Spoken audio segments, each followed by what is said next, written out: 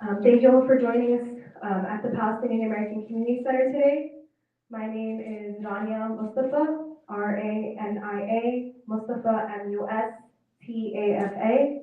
I am the Executive Director of the Palestinian American Community Center. Many of you have joined us before as we continue to share these stories with you.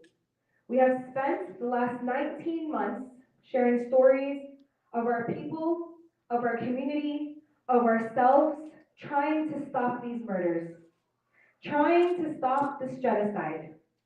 And yet, here we are today, welcoming you into our space once again, this time with heavy hearts, sharing a story that hits very close to home.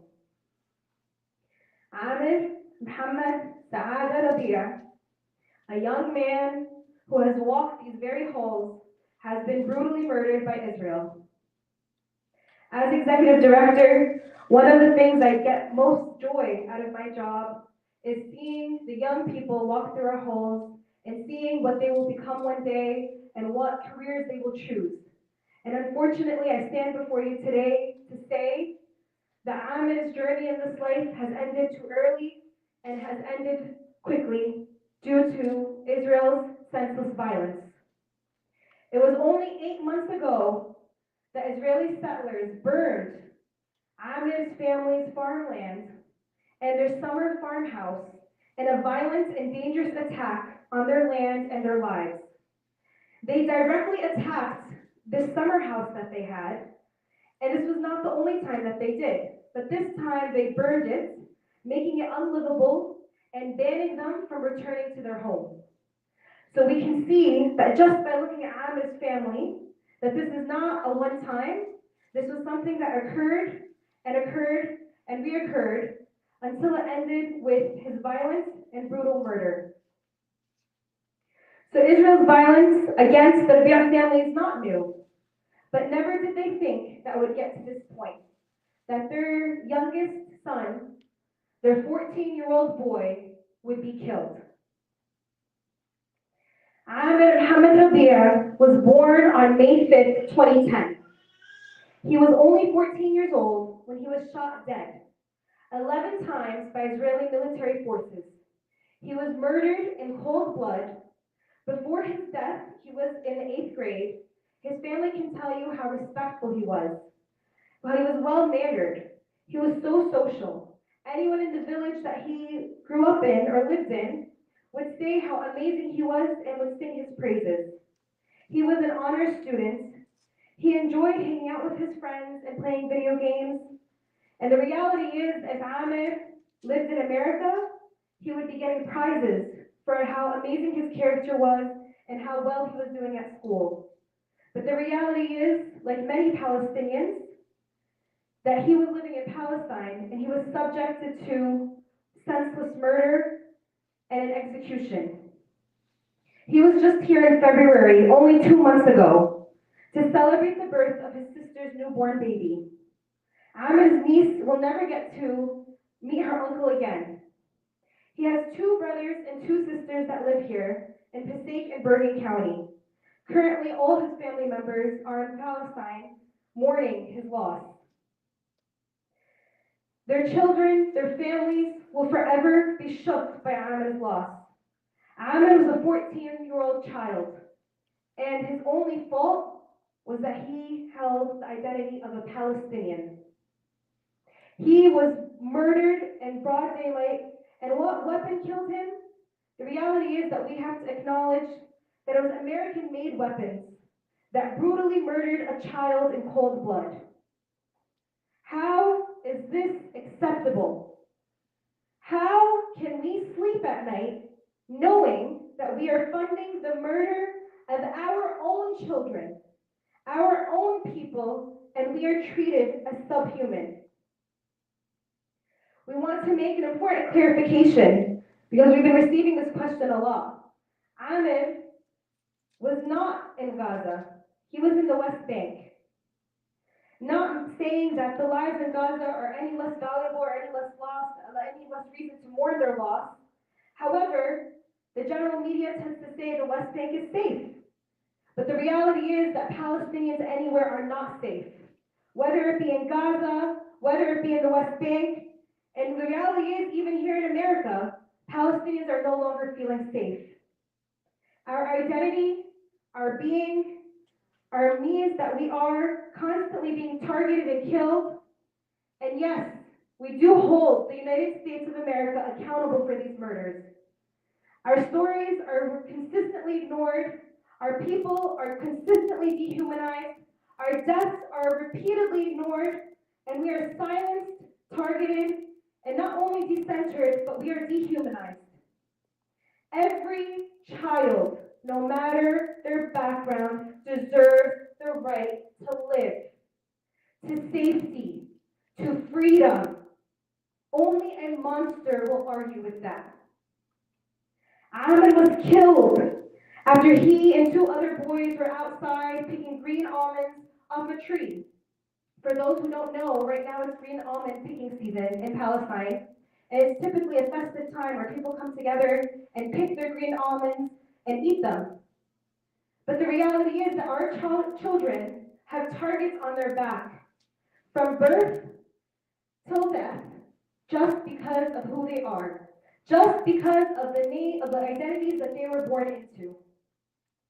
The United Nations just released a report that stated that 100 children have been killed in Gaza on a daily basis since the genocide of Gaza resumed. I want to repeat that statistic. 100 children have been killed daily in Gaza since the genocide resumed. I implore every mother, every father, to put yourself in their place.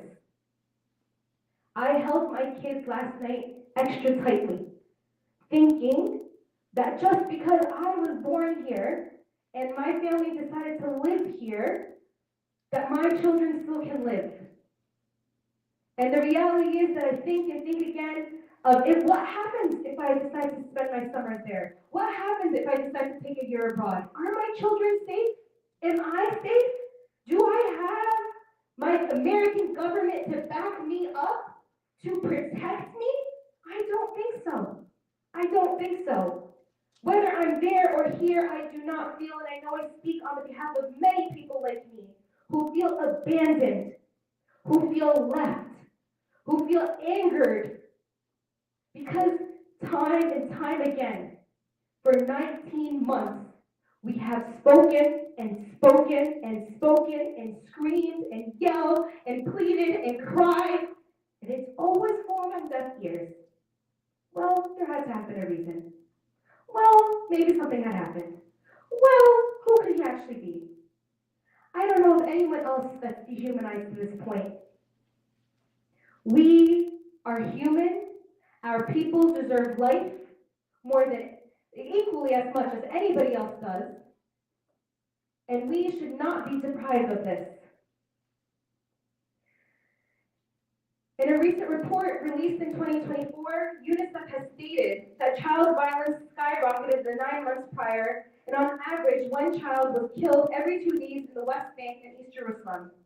Israel's war on children should be a global issue, regardless of where you stand, regardless of what your politics are. It is our responsibility as the adults of the world to protect our children. We call upon the United States of America to formally investigate this grave injustice, and we call upon our local and state officials to publicly condemn the unjust murder of our Palestinian American child. Amer was an American dual citizen, and the United States has a duty to protect and bring justice to each and every one of its citizens.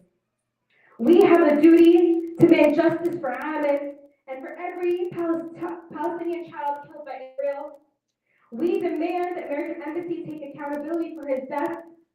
Likewise, the international community has a duty to protect the lives of all our children, regardless of race, regardless of ethnicity, and without question. Thank you.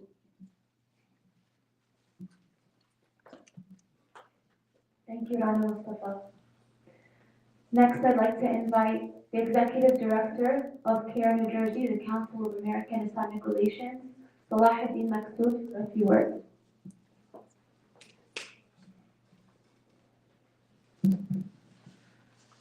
Assalamu alaikum. First, I offer my condolences to the Amer family. We pray that he be granted the gardens of heaven and paradise. And we ask that Allah grant all of you sabr in this difficult time. Let me put it very simply. This was a senseless killing of an innocent 14-year-old. This was a senseless killing of an innocent 14-year-old. A boy who also happens to be an American citizen. And his killers must be held accountable for their crime. It's as simple as that. They should be in handcuffs, they should be behind bars, and they should soon be facing a trial for their crime, for killing the innocent 14-year-old Amer. It's as simple as that. Our CARE New Jersey office is calling for our elected officials and representatives to take immediate action, to call for an investigation, and to hold Amer's killers, his murderers, accountable for their crime. We must pressure Israel for answers. We must pressure Israel for answers and for justice. We cannot let this horrific crime be swept under the rug. Once more, we cannot let this crime be swept under the rug. Amer deserves justice, and our elected officials can make that happen if they use their voice to speak up against this crime. Lastly, I'll end with this. We need to end U.S. funding of Israel's war crimes. It is unacceptable. The fact that our tax dollars are funding these crimes. It is shameful. What is good news is that there are more and more elected officials speaking up. I especially want to applaud Senator Andy King and Congressman Bonnie Watson Coleman, who have been at the forefront of calling out Israel for its crimes and stopping our U.S. funding to Israel. It is necessary that we speak up. We want Amer's killers to be brought to justice. We want justice for the family. Amer deserves justice, and there must be accountability. And our elected officials must use their voice to speak up, call for an investigation, and call for accountability. Thank you. Assalamu alaikum.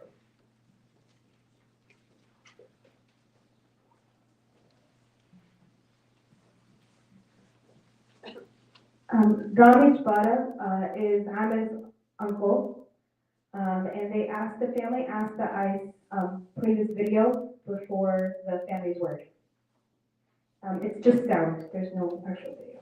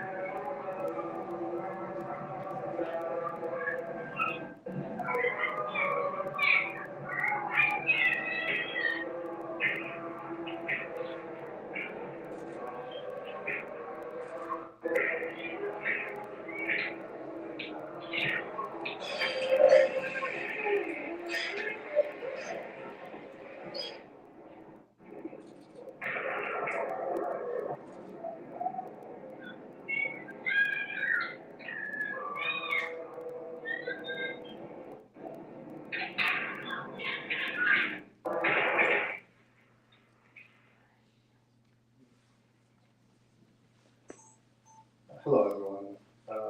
My name is Ramej Bada. I'm the uncle of this young kid, Palestinian, who was shot by the Israelis 2 days ago. And thank you for coming here, and what we believe actually what happened is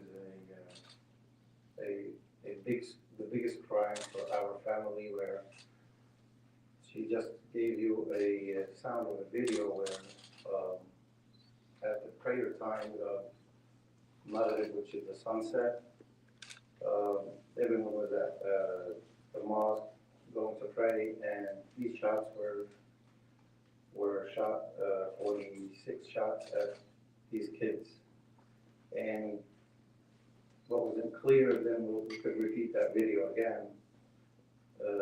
After they were shot, there was a moment of silence, almost 26, 27 seconds, where this army got closer, and you heard the shots again.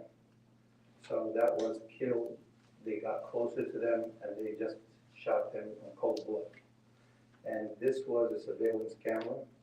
That was the closest house where they were shot, around these almond trees farm. And we got this surveillance from that. You could hear the scream of the children.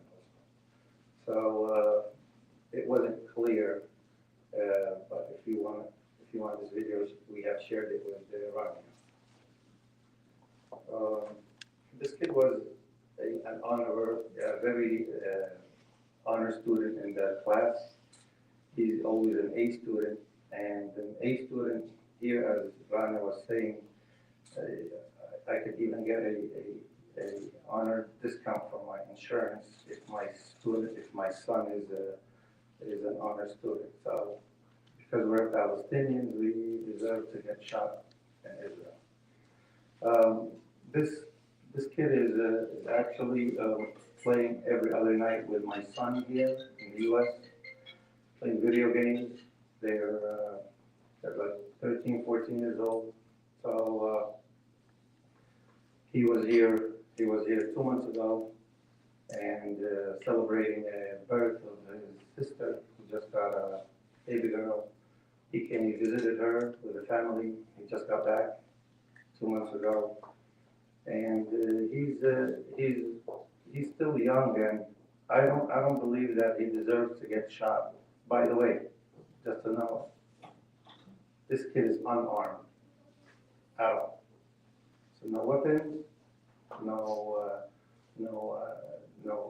tanks, no guns, no nothing on him. He's just playing on top of a tree, getting these almonds, the blossom trees, and they enjoy it. And as all kids in the villages, they're not. I heard one lady asking me, why isn't he with his parents' home? This is a village. It's not an apartment building in Manhattan on the 6th floor. It's a village where they always out there playing. And because they got closer to that Route 60, they shot him. That's what I believe, because it's very close to Route 60. So I don't know. At this moment, we're very emotional with it. So I leave this Rania to ask if you want to ask any other questions, or you want to do any other statements. So we have, thank you, Rami. Rami is Amer's uncle. They have a written statement that they wrote the family. I think the main thing to point out is when they did the report on the body, they found 2 different bullets that were used to kill Amer. 5 were bullets, and the 6 were the bullets that explode. I forget the name that's in them. They have a report that they're happy to provide to any media that they have obtained. And when they saw the body, there were bullets that were in his head, in his heart, on his hands, on his legs, all over his limbs, on his stomach. And there's no words, really. And just to also emphasize that again, it was green almond picking season, and the boys, there were 3 teenage boys, 14-year-olds, 2 15-year-olds, all American citizens that were, being boys, playing in the orchards, picking green almonds, and this was their fate. And I think just the final message from the family is that they said, we demand a formal investigation into the murder of Amer. We demand our local and state officials condemn this killing. We demand that American embassy take accountability. And we demand an end to the illegal Israeli occupation and an end to the genocide.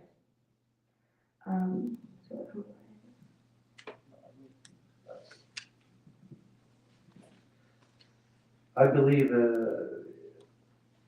what was done is a murder and a killing of a child. What shocked us and got us so scared that there is no protection and how heartless these soldiers are.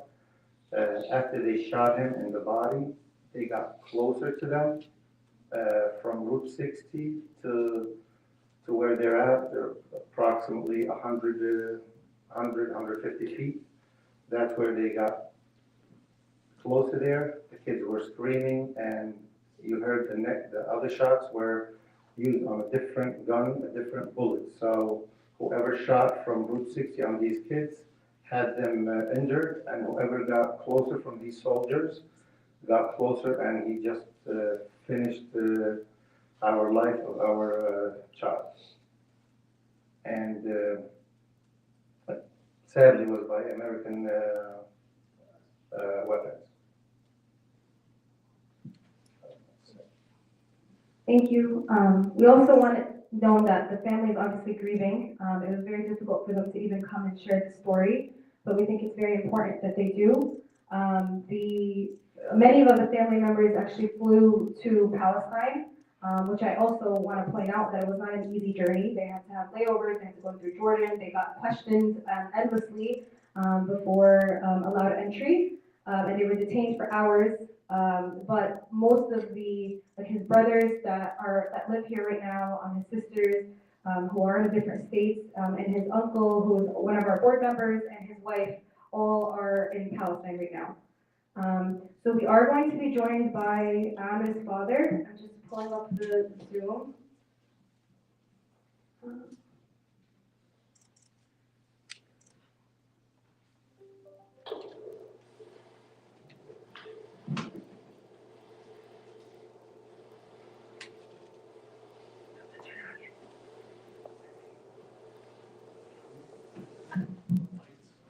Yeah, we're just getting the Zoom started. Once it's started, we will turn off the lights.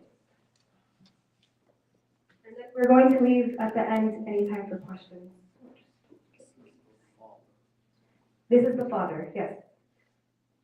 Unfortunately, the mother was unable to join. I do want to also put in context that in our culture, we spend days coming together as a community.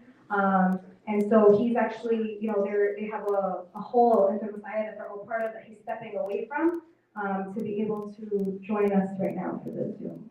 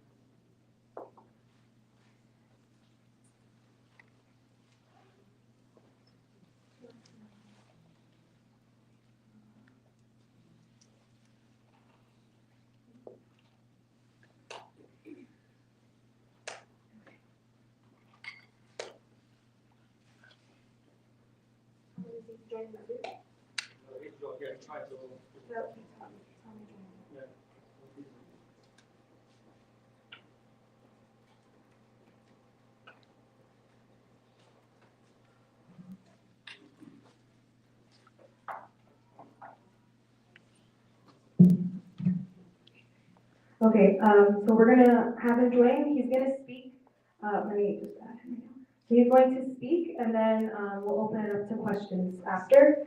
We do have a small video, a tribute video that we put together for Mohammed and for Amer.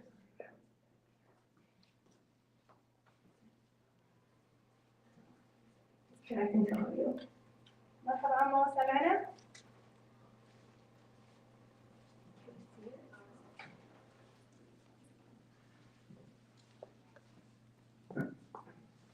نعم. لحظة عمو بس عم نحاول عم نراجعكم بس عم نحاول نضوي السكرين. فعمو احنا هلا رح افرجيك احنا هون. on? Okay. No, press it again. So احنا هون the media is with us and we want you to share your story of what happened to Amer.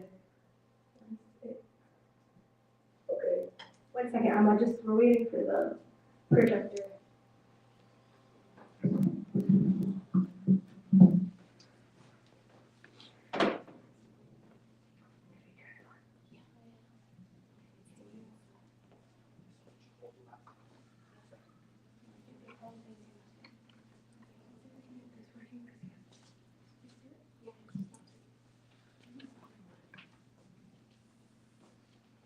Sorry. Yeah, I see it.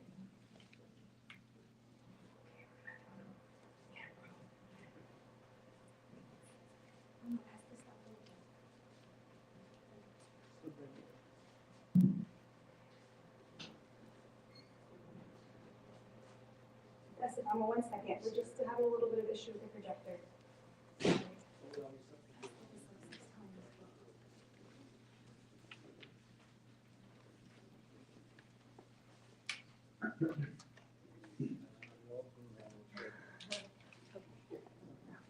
Press.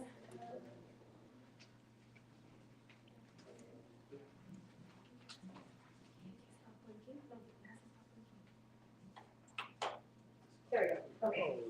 Yes, sorry. I promise we probably did this a few times. Okay, Amma, what is it?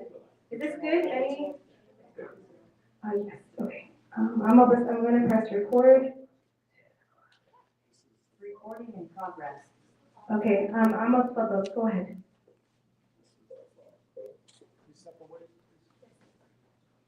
Yeah.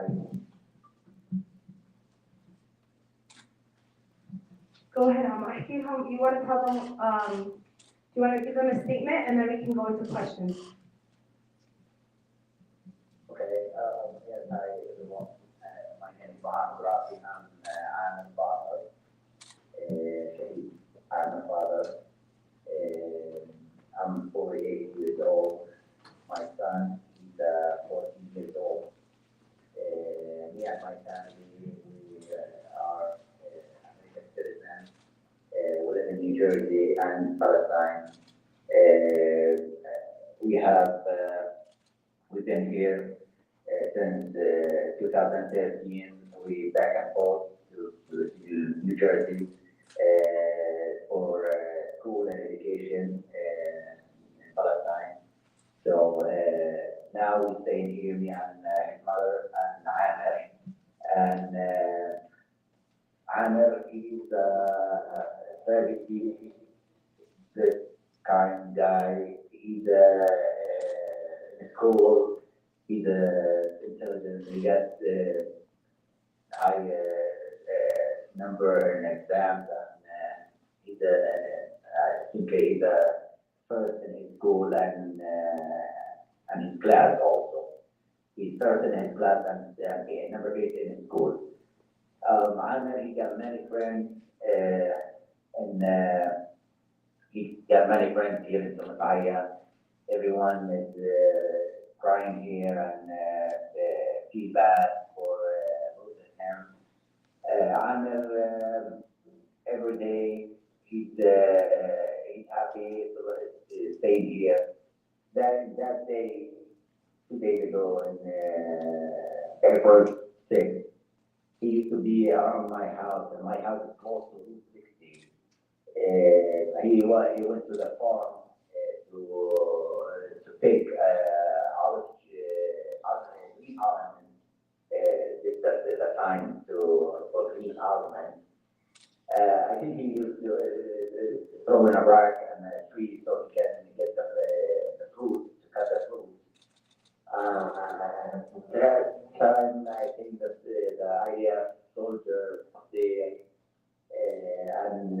start shooting him. I was keeping home, and somebody's calling me. They say they have I have shooting, and they have 2 people injured.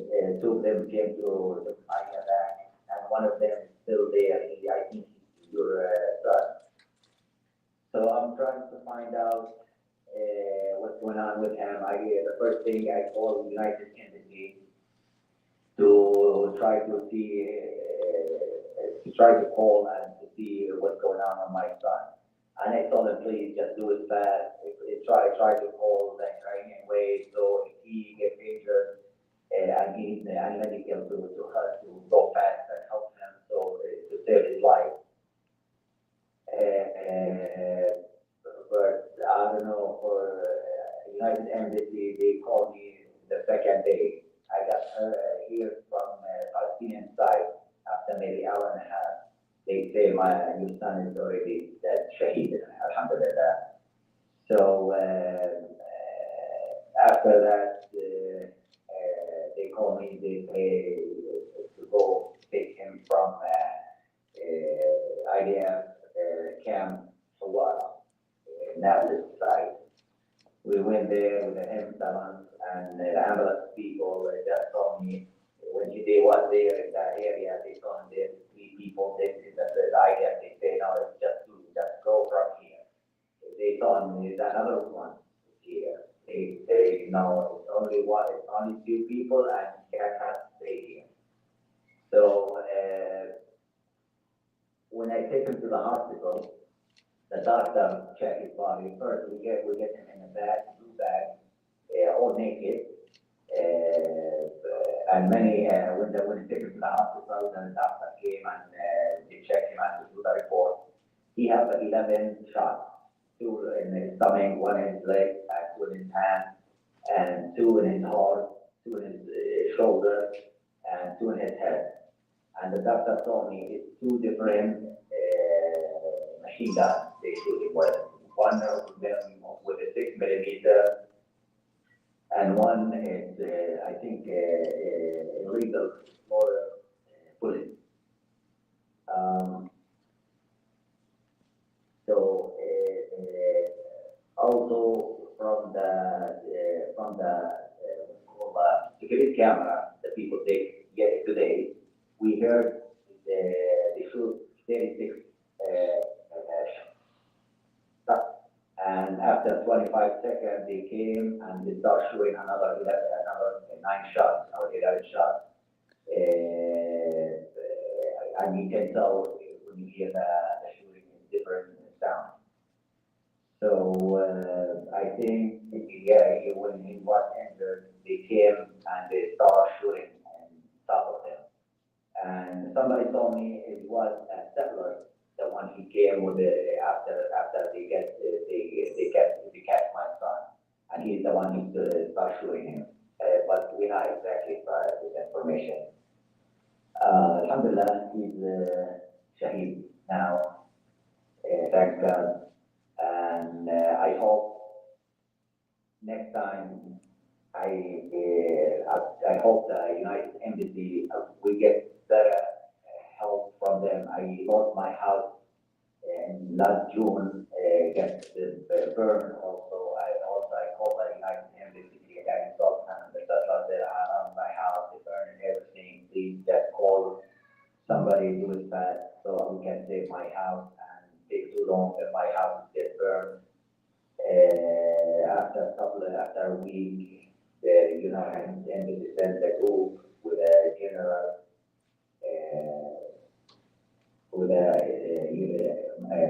military general came with them. I give him all the information, all the pictures and video, and I send a letter and get here from him back. And also now, I don't know, I get many calls. Somebody called me today from the United Embassy. They say, if you need any help, you need any questions, I say already, alhamdulillah, shaheed, he died. So I don't know what we can tell. I don't know what we can do now. We can't do nothing, I think. And that's everything about my son. Alhamdulillah. My message maybe is a message for me, for the United government, and for the world. My message, this land, to stop war in this land. This land is called Holy Land. So it's supposed to be peace in this land, not war. And I know you can, if somebody can work on it, it's gonna happen. I believe it will happen. Just my message to do something for this country and stop this war that everybody live in peace, like they call Holy Land, land of peace. This is my message. Thank you, Amer. Thank you, Amer. Do you have a few minutes to answer any questions? I think I can give us to add. Do we have any questions? Yes. There were initial reports that the boys were throwing rocks. Is there any credence to that at all? You're asking father. That So, came out of the Israeli yes. military. So he's asking, he said that the Israeli military is saying that the boys threw rocks. Is there any truth to that, and what are your thoughts on that? Okay, when I was in the military, somebody came to me and he said, I called the United Embassy regarding this situation, and one of them, I don't know who is it, they say, oh yeah, but I have to show a video that he was throwing a rock and Route 60. So I saw this video, the video is black and white, it's not clear. No one in the world can tell this is my son or this is the people, the guy who was there. And that's the time and everything. And even if he did it, he's underage, he's 14 years old. Even if he did it, you can do many different ways to stop that. To maybe he's doing something wrong. So they stop him, they catch him. He can catch him, but they don't want to catch him. They want to kill him. They want to kill him because the way how you see it, how they shoot the three young guys, and they came after that. They saw him and they start shooting back. So he's underage. He's 14 years old. If he did something wrong, there are many different ways to fix that, not to kill him. I also would like to point out that we're talking about underage minors throwing rocks versus 47 shots that were done. And as he said, 11 shots, in the head, in the heart. I think there is a lot of question of, double standard, and kids throwing rocks is no way or stretch of an imagination. Something that would result with 47 shots and 11 successfully shooting the head, the brain, the heart, and the limbs. Thank you, madam. Answering also the question about throwing rocks, Israeli have provided on a video that it's like a black and white. What do you call that kind of video? It's like a heat thing of a body throwing rocks, and I saw that video, and it could be they're throwing on the. First of all, we don't know if they're them or no. I don't know if it's fabricated or not. But even if it's not fabricated, he was throwing stones at the tree to get these almonds down. Why they didn't continue another 25 seconds where the soldiers got closer and shot him? They didn't provide that. So. It's a very problematic question. Yeah, I was gonna say I think the base is problematic in the sense that, again, we're talking about throwing rocks. I don't imagine any place in the world that execution would be the punishment for throwing rocks, right? Yeah, for a child. Any other questions? Yes. Did he say that the embassy called him and when? So he called the embassy first, but I'm asking at the embassy, did the embassy call you or did you call the embassy? First, I call the embassy. Also, I'm gonna tell you, every time when I call the United Embassy, and I try to give them what I need and the message what I need. They taken too long to discuss by my name and the passport number and Amer passport number. They take it too long to take all this information to start working. So, what I'm saying is when I call when somebody calls for something, please just do it fast. Then discuss if we are American citizen or take my passport, my information. No one is gonna call the United Embassy if it's not American citizen. So when I call, they take it too long. I told them just please make your work. Try to call somebody if you need any medical, you need any treatment, so they can save his life. But they taking too long, taking information, passport number, date of birth, where you live, what's your name, or what you doing here, why you with your family, taking a lot of information, and after that, we didn't have nothing from him. I called him back again, please, you did something, we're working on it. They taking too long. Then I get answer from Palestinian side. Today, the second day they call me and they say sorry for what happened to your son or something. But I hope to get work right away. And when I call, I know they have many different ways to call to give information. We have to give information that their citizen is in danger.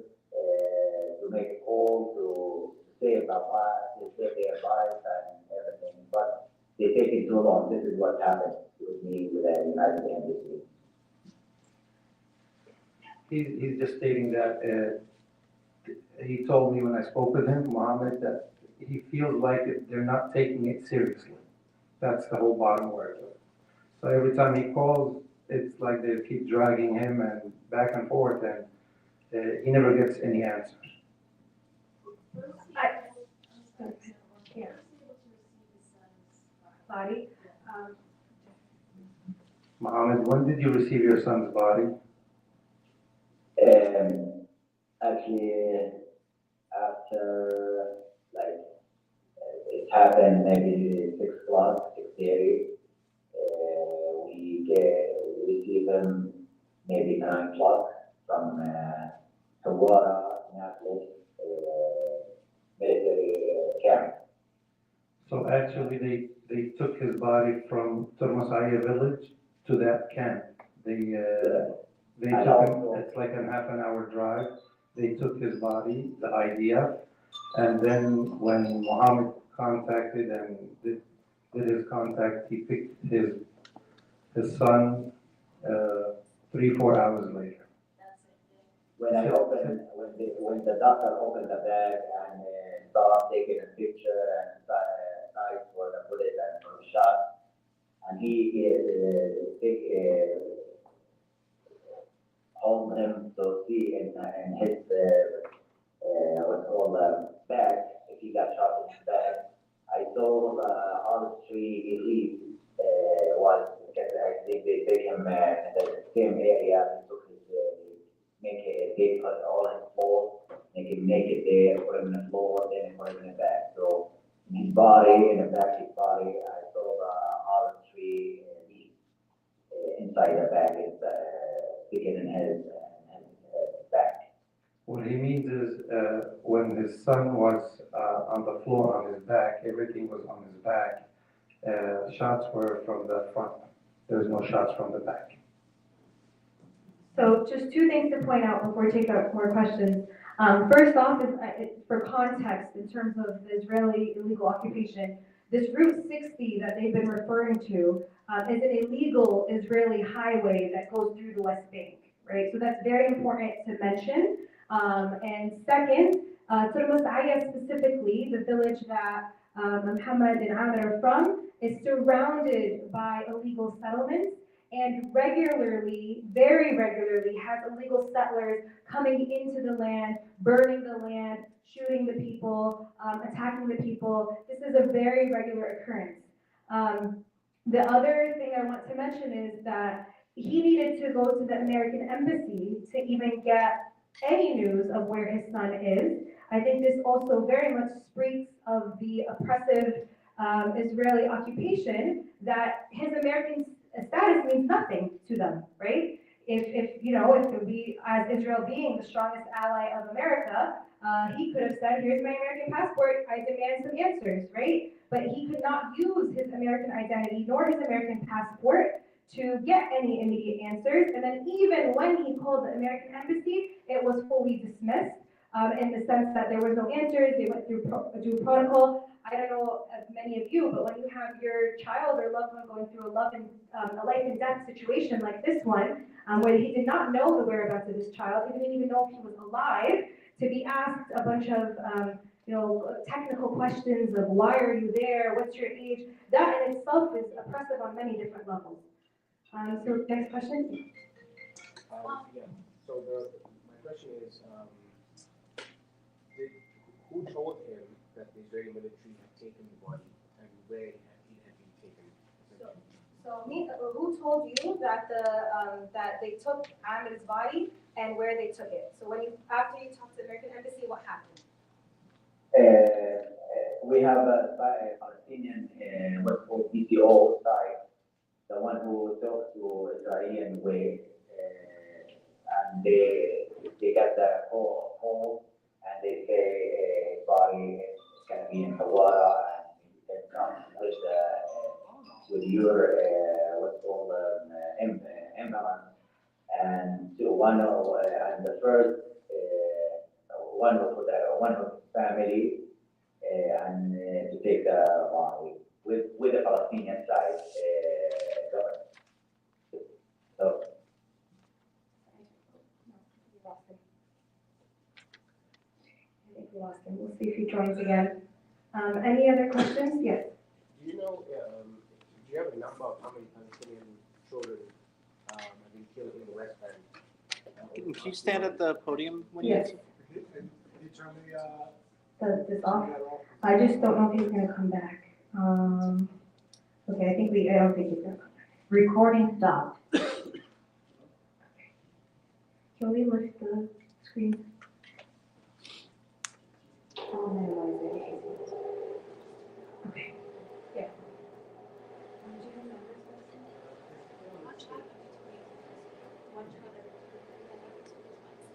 One child every 2 days. That's my house education director will get the exact number, so we're happy to answer that after, but it's one child every 2 days. Yes. I just want to say that I'm very sorry for the family and what they're going through. I truly can't even imagine.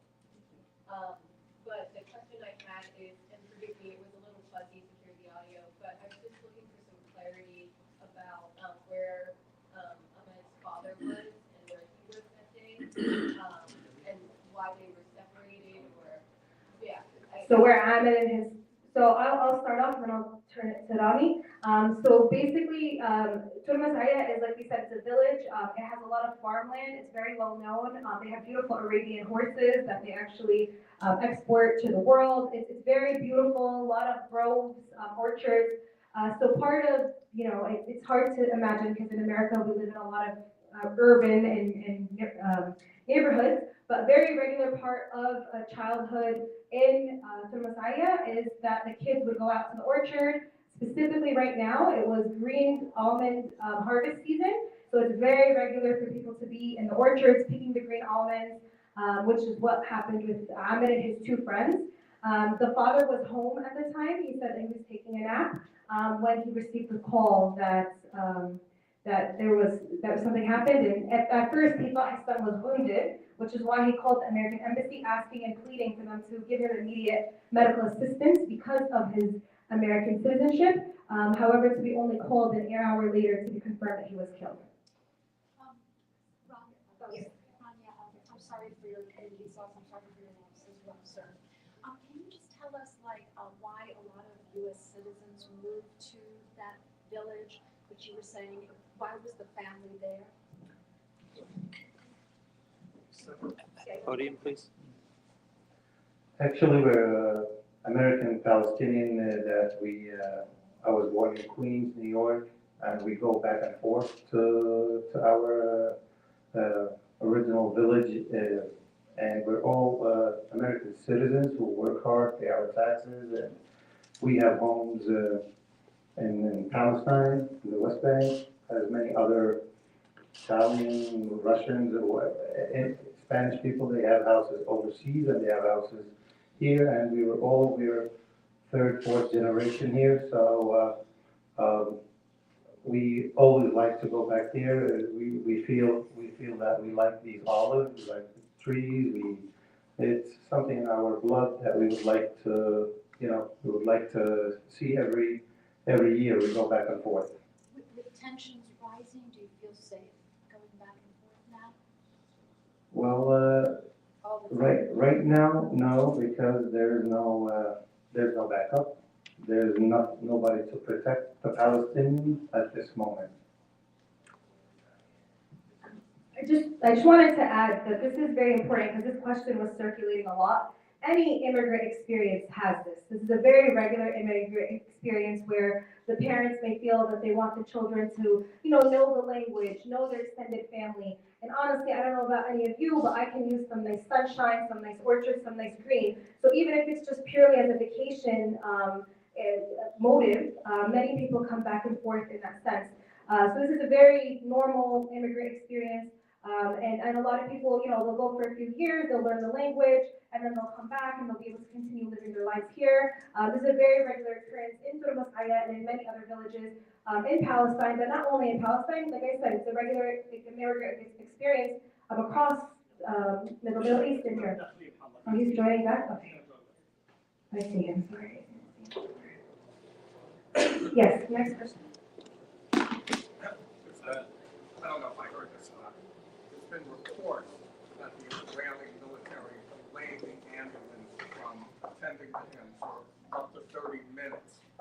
That's been the report. Is there any truth to that? I'll have him come. Can you hear someone? Yes. So they're asking about, there were reports that the Israeli military delayed the ambulance from getting to Amer or the other youth that were there. Is there any truth to that? If what? If Amer, there's reports, a lot of media here are saying that that there was an ambulance that was supposed to come get Amer and the two boys, but it was delayed by Israeli military. So can you just speak about that and what happened with the ambulance? Yeah, the ambulance, they told me, when we went there, they told him, the 3 people get injured. Recording in progress. And 2 of them, they say 2 of them is already with the ambulance, and they have another one, there's one.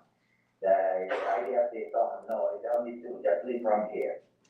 So they say, no, we get called, we have one more. They say, no, you cannot stop here, you have to leave. It's only 2 and just leave from here. This is what they told me. So Mohammed, so when the ambulance came, there were 3, but the idea said to the ambulance people, just pick up these 2 and go. No, actually, the first 2, they helped each other and they left running from the area. So they didn't. From there, they get killed also. They didn't stay there. When they came there, it's only Amer, my son. And the other 2, it was helping each other, and they left the place. So he's saying that the 2, By itself, no one. the 2 were helping each other, going back from the farm walking back to the village, helping each other, these kids. But there wasn't nobody to help the 3rd kid, which is Amer. There was no help, no support. So the 25 seconds got the idea to reach them before these kids go back to the village. I think what's important to know is there was some confusion about the story, but what Mohammed told me and has just said again was that the ambulance themselves were told to just go see the 2 youth, and that the ambulance that we received the call about 3, they said, don't worry about the third, there are only 2 youth. So that is what happened, and then the 2 youth were running away because they were injured, but they could run away while Amer was injured but was incapable of running away. And based on the voice recording, we think he was basically finished off after that silence in the video.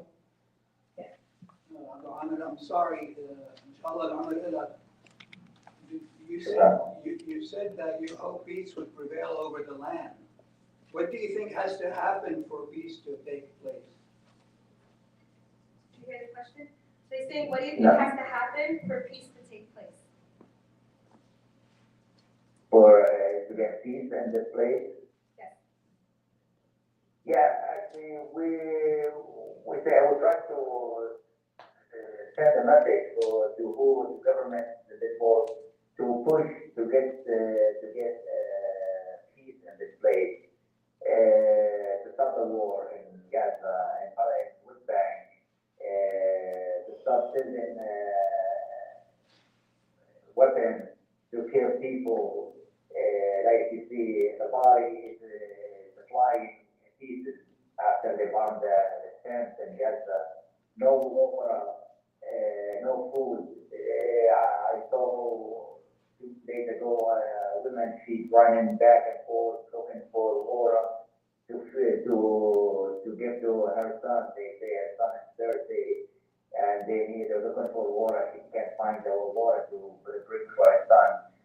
And when it's peace here, we live in peace. And this before it was no more was peace. Everybody likes this places. Everybody is going to city, to places. No, now whenever between village and other village and city, it's gonna be very, very dangerous to walk in a highway.